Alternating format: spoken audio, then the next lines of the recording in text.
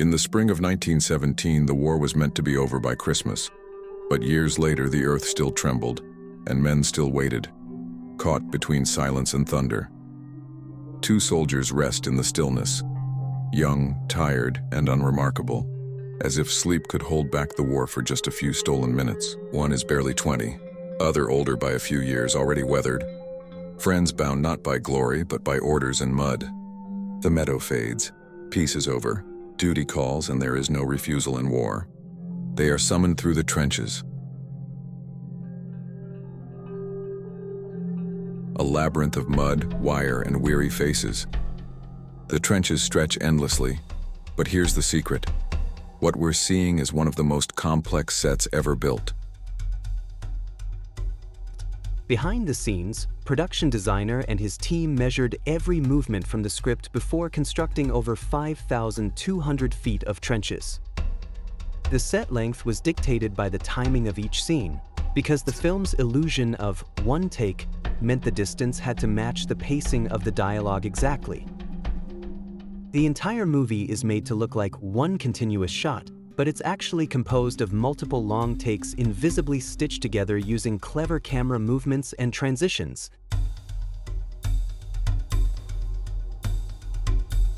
For instance, when the camera passes behind a dark object or through a tunnel.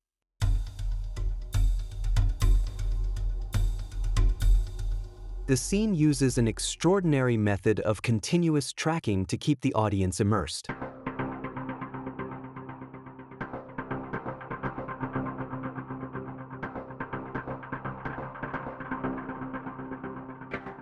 The film's cinematographer, with his mastery of light and movement, employed long tracking shots, often involving multiple camera operators working in sync.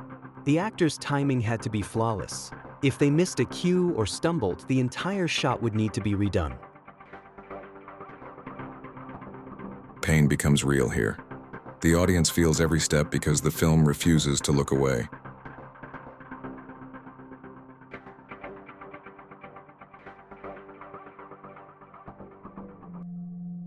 And so, the journey begins. The unspoken weight of their mission is heavier than the rations they carry.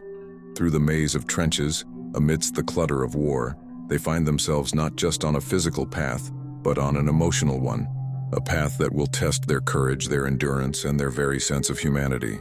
The violence of war is rarely visible until it hits, until the earth shakes beneath your feet. But in this trench, the fear is in the air. The soldiers prepare, knowing that once they leave the safety of this narrow path, the world beyond will be a chaos of smoke, fire, and death.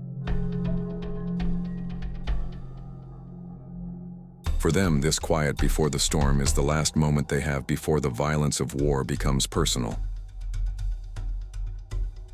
They stand at the threshold between life and death, the end of the known world and the beginning of the unknown. No man's land, once fertile earth, now a graveyard of dreams. The sequence builds extreme tension using stillness and ambient sound, distant gunfire, buzzing flies, creaking metal. The one-shot illusion continues seamlessly here. The cinematographer and his team built a massive 2,000-foot set of no man's land on Salisbury Plain.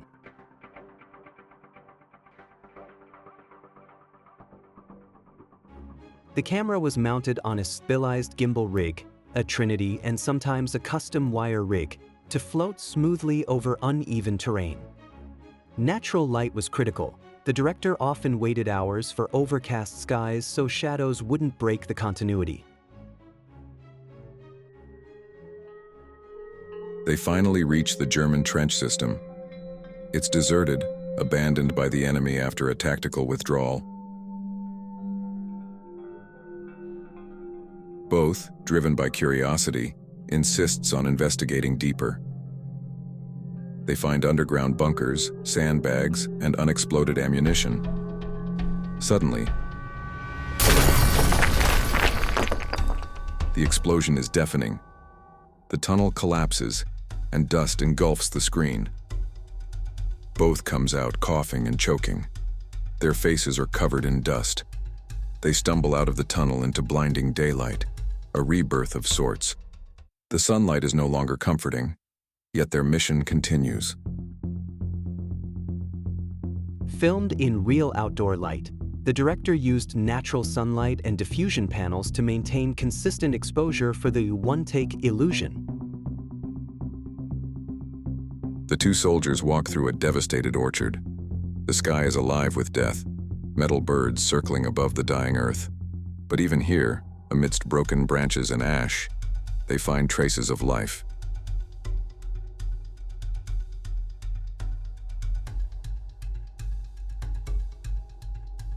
The men look skyward. 3 biplanes twist through the clouds. A German fighter is shot down and begins to spiral toward them. Moments later, the burning aircraft crashes right beside the barn where they've taken cover.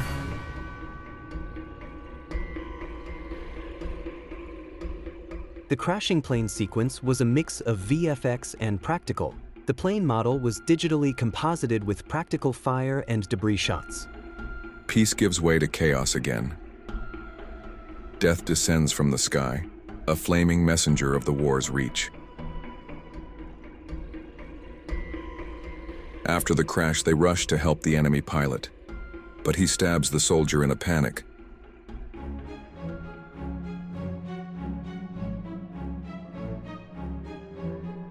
The elder soldier desperately tries to save him, but fails. The world around them stops. The noise, the battle, the mission, all vanish in the quiet of a dying friend's last breath. The soldier lost more than a comrade. He has lost the reason to believe the world can still be kind. The mission was theirs. Now it is his. One man left to carry the message and the memory. The war does not pause for grief. He walks on, carrying a brother's promise through a world that feels emptier with every step.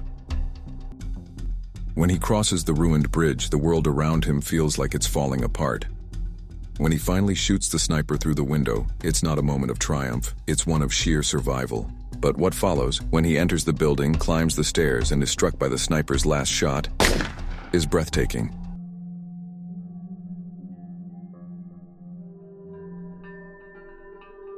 The world has changed, no longer the grim daylight of mud and ruin, but a ghostly, glowing cityscape washed in cold blue moonlight and the orange flicker of flames. The ruins of Ikuste Saint-Mas stand silent and skeletal, their walls fractured yet luminous, their emptiness echoing like a cathedral of war. The camera glides toward it, hypnotic, like he himself is being drawn toward life. The lighting transitions in this scene are extraordinary. It begins in the fading warmth of late afternoon, golden and dusty, then abruptly falls into darkness when he is knocked unconscious. When he wakes, the world is illuminated only by moonlight and fire, creating an ethereal, dreamlike palette of cold blues and flickering oranges. This is one of the most painterly sequences in modern cinema. It feels almost like a living Rembrandt or Turner painting. When he reaches the riverbank, he throws himself into the rushing current and is swept away. There's no way forward but through. After surviving every horror imaginable, the mud, the sniper, the river, the ruins, he finally reaches the front line. For the first time in the film, everything stops moving. The 2nd Battalion is about to go over the top into an open charge that will lead them straight into a massacre.